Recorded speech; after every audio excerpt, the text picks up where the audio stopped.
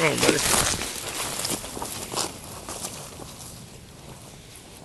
So, kind of got some hay in the way. That's all right. Come here, Ben. Hey. Good boy.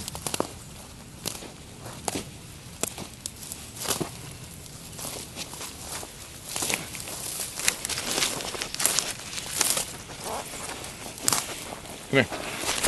Good boy. So, my buddy Benson here. Benson's been doing obedience for a little while, and he is being trained with marker training, a variation of marker training.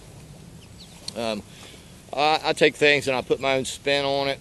I don't conform to anything. Broad and open-minded, and I like to adventure, and I like to try things. Again, with dog training, there's no real specific set method that is concrete for every dog. Each dog responds differently to everything. Get out of it.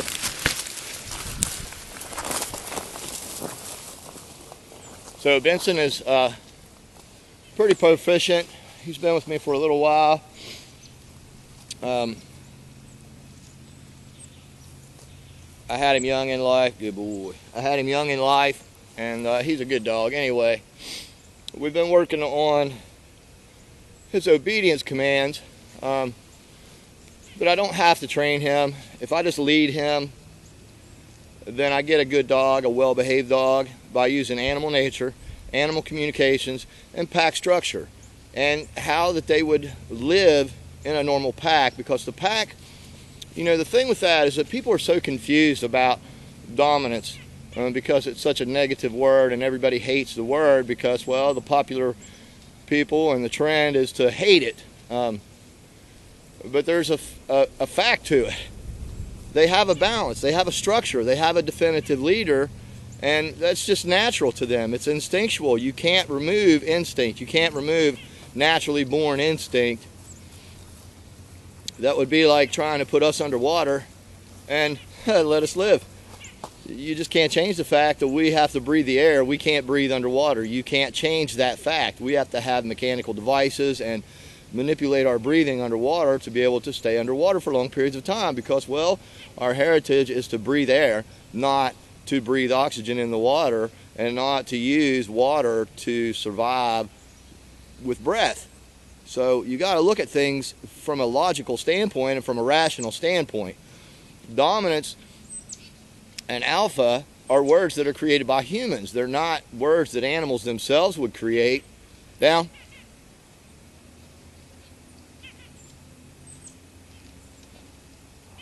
All the way. Nope. Down. Bah. Good. Stay. They're not words that they create. It's what nature dictates for them. And the sad fact is that people are being misled every day by dog trainers and dog training. Dog training does not fulfill their life. It does not fulfill their natural needs. Their natural needs are to have somebody lead them and to guide them in how they should do everything.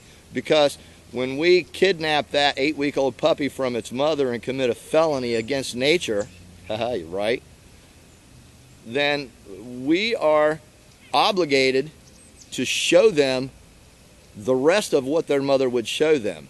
Now, with a domesticated dog, they don't have to hunt to survive anymore. So that's been mediocrely squashed a little bit. It's never removed. And that's where prey drive comes in. People call it prey drive, but that's an instinctual behavior to hunt to survive.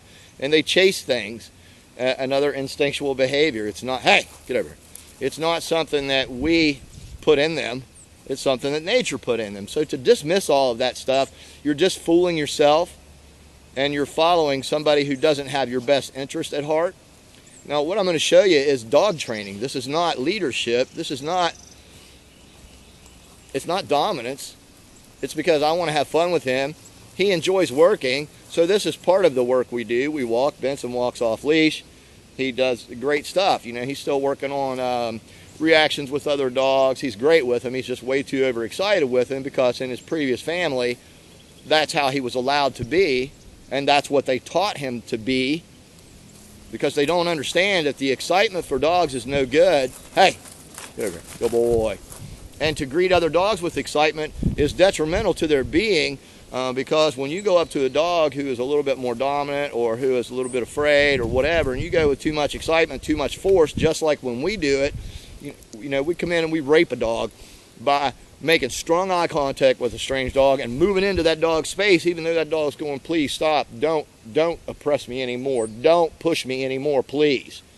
We don't recognize those natural communications to say, hey, I need some space, I need some peace, give me a moment to come to terms with you because I don't freaking know you. It would be like me coming up to you at a gas station and just grabbing a hold of you by the throat, or grabbing a hold of you and giving you a big kiss. You don't know me at all, and it's gonna upset you, and it's gonna disrupt the balance of nature, because we're not supposed to do that to each other, and that's assault. But we do that to the dogs all the time. So you got to be rational about things, and you have to understand that they have senses that are in tune with nature. I mean, I've talked about energy before. And I do a lot of Facebook videos. I'm just now coming onto YouTube because, well, Facebook has kind of gotten to be a mess. And there's a lot of disruption out here in the world of lack of understanding is all it is. A lack of common sense. A lack of common sense. A lack of rational thought and understanding that we come from nature. We once relied on nature and animals to know everything. So we need to get back to that and realize that there is a purpose for serving their natural heritage, for paying homage to their natural heritage and giving them the best existence that this creature of the earth, this animal, this pit bull boxer mix Benson has inside of him. And I have to teach him appropriate ways to meet other dogs, because when I bring a dog into a new territory, or I bring a dog into my territory, into my pack that I lead and I command and I'm in control of, and I show them how to live naturally, and I have dogs who are super dog aggressive that I've rescued from deathbed. I mean, literally, one dog I rescued a half an hour before they went out and put it down, and she does great with the dogs. She is conformed to pack living, and she understands now, because I've helped her to understand that there's a balance that we have to follow. Hey, come here. And there's an order that we have to follow. Nope, come here. Yeah, good boy. There's an order that must be followed for the safety and the structure of the pack, because it does no good for one pack member to hurt another pack member, because there's no ability to survive if we do that. And again, you know, I made a video the other day and I put on there about the dogs and how that they speak to one another and their natural order and territory, right?